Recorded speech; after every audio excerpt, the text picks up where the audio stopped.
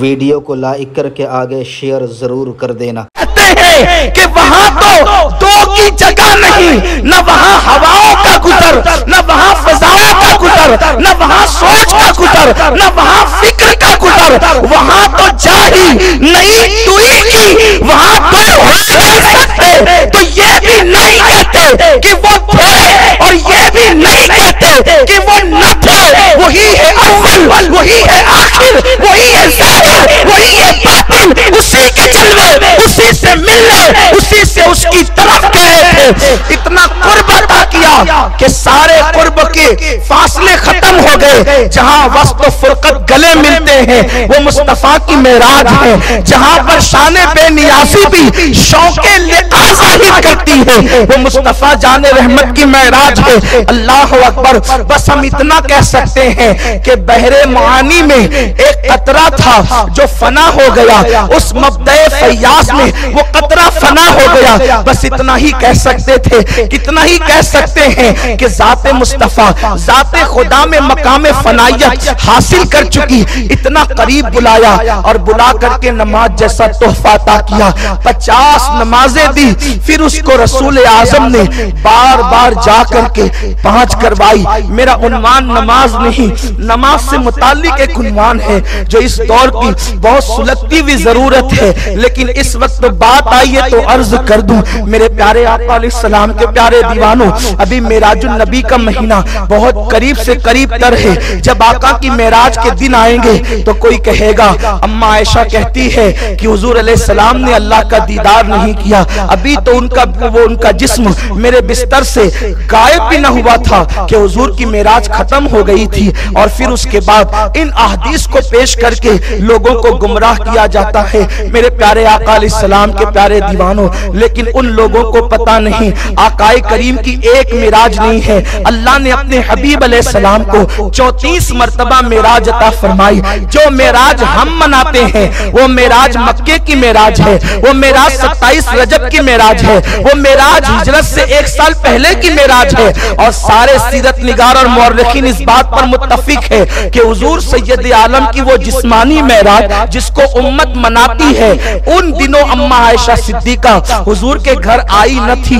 اماں عائشہ صدیقہ تو مدینہ منورہ میں حضور کے گھر آئی۔ اب ان کا یہ کہنا کہ میرے بستر سے حضور کا جسم غائب نہ ہوا تھا، کہ حضور کی معراج مکمل ہو گئی تھی، یہ بتا رہا ہے کہ یہ وہ معراج نہیں ہے جس کا جشن ہم مناتے ہیں، یہ وہ معراج نہیں ہے جس کو قرآن سبحان الذی اسریٰ کہتا ہے، یہ وہ معراج نہیں ہے جس کو قرآن ثم دنا فتدلی فکان قاب قوسین او ادنی کہتا ہے۔ ماں عائشہ کی بات اپنی جگہ حق ہے، لیکن وہ مدینہ منورہ کی معراج ہے۔ رہی بات ہم جس معراج کا ذکر کرتے ہیں، اس معراج میں آقا نے اللہ کا دیدار کیا۔ اٹھا کر کے آپ بخاری شریف کی حدیث دیکھیں، اللہ کے حبیب علیہ السلام کی اس حدیث کو سب مانتے ہیں، اصح الکتب بعد کتاب اللہ بخاری شریف کے اندر موجود ہے۔ حضور جب 50 وقت کی نمازیں لے کر کے آئے تو جناب خلیل علیہ السلام چھٹے آسمان پر تھے، اور جناب خلیل علیہ السلام 7ویں آسمان پر تھے، اور حضرت موسیٰ چھٹے آسمان پر تھے۔ خلیل نے پوچھا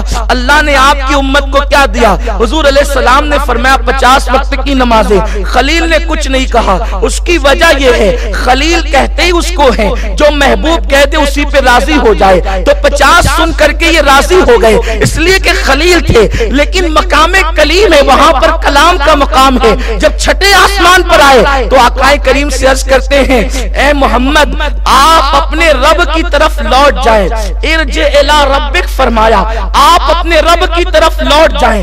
اگر حضور علیہ السلام نے معراج میں حضور اللہ کو نہیں دیکھا اور جبریل کو دیکھا اصل شکل میں، تو حضرت موسیٰ کو یہ کہنا چاہیے تھا کہ اے محمد آپ لوٹ جائیں جبریل کی طرف۔ لیکن آقا کریم کی بارگاہ میں حضرت موسیٰ یہ نہیں کہتے کہ آپ جبریل کی طرف لوٹ جائیں، موسیٰ کہتے ہیں آپ اپنے رب کی طرف لوٹ جائیں۔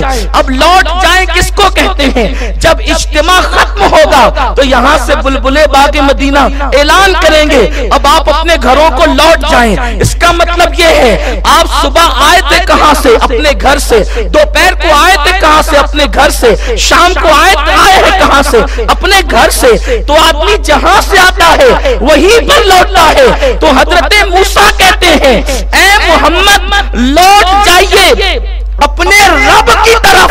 تو گویا کہ حضرت موسیٰ کا موقف بھی یہی ہے کہ حضور اللہ کا دیدار کر کے آ رہے ہیں، اللہ کی طرف سے آ رہے ہیں، اسی لیے تو کہا کہ لوٹ جائیے اپنے رب کی طرف۔ بہرحال دیدار باری تعالیٰ کا عنوان جو ہے وہ ایک وسیع عنوان ہے، میں اپنے عنوان کی طرف نہ آ سکوں گا۔ تو اللہ رب العزت نے نماز معراج میں بلا کر کے عطا فرمائی اور اپنے حبیب صلی اللہ علیہ وسلم کو تحفہ نماز دیا۔ نماز وہ ہے ایک وقت کی نماز جو چھوڑ دے جان بوجھ کر، آقا فرماتے ہیں من ترک الصلاۃ متعمدا فقد کفر۔ حدیث کے لغوی معنی یہی ہے کہ جس نے ایک وقت کی نماز جان بوجھ کر چھوڑ دیا وہ کافر ہو گیا، وہ کافر ہو گیا۔ امام اعظم ابو حنیفہ اور دیگر ائمہ نے اس کی تعویل یہ کی کہ وہ کفر کی حد تک پہنچ گیا، لیکن بعد میں آ کر وہ لوگ بھی اسی منزل پر پہنچے کہ جو نماز میں سستی کرتا ہے جب مرے گا تو کافر ہو کر مرے گا، نماز میں غفلت کرنے والا کافر ہو کر مرے گا۔ سیدی اعلیٰ حضرت امام اہل سنت فتاوی رضویہ شریف میں ارشاد فرماتے ہیں 110 سے زیادہ صحابہ کا فتویٰ ہے کہ جس نے ایک وقت کی نماز جان بوجھ کر چھوڑ دیا وہ کافر ہو گیا۔ ہمارے نوجوانوں کو بہتوں کے فتووں کی فکر ہے، اس کا یہ فتویٰ ہے، اس کا یہ فتویٰ، اس کا یہ فتویٰ ہے۔ نمازوں کو چھوڑ کر کے مسجد کو سونی کرنے والوں، اگر کسی کے لیے کسی کا فتویٰ ہے تو بہرحال مفتی کا فتویٰ ہے، اور بے نمازی کے لیے تو صحابہ کا فتویٰ ہے، اور ایک دو نہیں 100 سے زیادہ صحابہ، بلکہ 110 سے زیادہ صحابہ۔ اور فتویٰ کیا ہے کہ جس نے ایک وقت کی نماز جان بوجھ کر چھوڑی وہ کافر ہو گیا۔ حالانکہ ہم احناف کفر کی حد تک کی بات کرتے ہیں اور یہی ہمارا موقف ہے، ہمارا مسلک یہی ہے، لیکن غور تو کرو اگر صحابہ کے فتوے کی روشنی میں قیامت میں تمہارا حساب ہوا تو ہمارا اور تمہارا حال کیا ہوگا؟ میرے پیارے آقا صلی اللہ علیہ وسلم کے پیارے دیوانوں، آقا کریم صلی اللہ علیہ وسلم فرماتے ہیں بے نمازی جب کھانے کے لیے لقمہ اٹھاتا ہے تو لقمہ اس پہ لعنت کرتا ہے، وہ کپڑے پہنتا ہے تو کپڑے اس پہ لعنت کرتے ہیں، وہ جوتے اور چپل پہنتا ہے تو جوتے اور چپل اس پہ لعنت کرتے ہیں، اور جس وقت اس کی موت ہوتی ہے زمین اللہ کا شکر ادا کرتی ہے، اللہ تو نے ایک گندے وجود سے میرے وجود کو پاک کر دیا، ایک گندے جسم سے تو نے میرے وجود کو پاک کر دیا۔ میرے پیارے آقا صلی اللہ علیہ وسلم کے پیارے دیوانوں، فرمایا گیا اگر زمین کو احتجاج کرنے کی اجازت دی جاتی تو لوگ اپنی آنکھوں سے دیکھ لیتے کہ بے نمازی کو جب اس کے سینے میں دفن کیا جاتا ہے تو زمین اس وقت اس پر احتجاج کرتی۔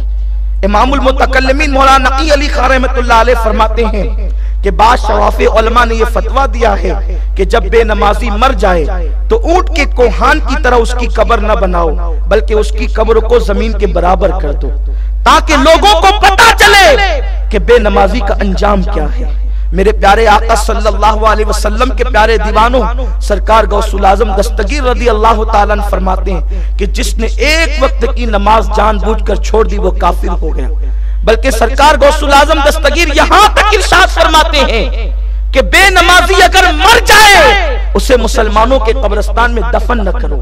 نماز کی اہمیت یہ ہے اور نماز مومنین کا نور ہے، لیکن یہ ساری چیزیں سن کر کے ہم نمازی تو بن جاتے ہیں، اور نماز پڑھنے والا جب نماز پڑھتا ہے تو نماز کے بارے میں قرآن، نمازی کے بارے میں قرآن کہتا ہے ان الصلاۃ تنہا عن الفحشاء والمنکر، بے شک نماز ہر برائی اور بے حیائی سے روک لیتی۔ نماز کے بارے میں قرآن کا حکم نمازی کے حوالے سے، نماز ہر برائی اور بے حیائی سے روک لیتی ہے، لیکن ہم آج دیکھتے ہیں سارا فراڈ جتنا زیادہ نمازی کر رہا ہے وہ شاید ہی کوئی اور کرے۔ مسجد سے باہر نکلے جھوٹ بولتے ہیں، غیبت کرتے ہیں، فساد پھیلاتے ہیں، زنا کرتے ہیں، چوری کرتے ہیں، گویا کہ نماز پڑھ کر بھی ہم برائی کے اندر مبتلا ہیں۔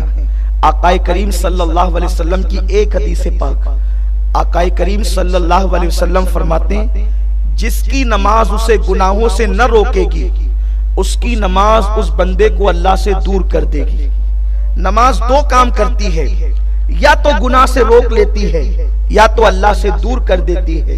اب جس کی نماز نے اس کو گناہ سے روک لیا گویا کہ وہ نمازی کامیاب ہے اور وہ اللہ کے قریب ہو گیا، اور جس کی نماز اس کو گناہوں سے نہیں روکتی، نمازی ہونے کے بعد بھی غیبت، چغلی، فساد، جھوٹ، کاروبار میں جو ہے وہ فراڈ، سود، زنا، یہ ساری چیزیں کر رہے ہیں نماز کے باوجود، تو آقا کریم علیہ السلام کا فرمان سن لو کہ جو نماز گناہوں سے نہ روکے وہ نماز تمہیں اللہ سے دور کر دے۔ ویڈیو اگر اچھا لگا ہو تو آگے شیئر ضرور کر دینا۔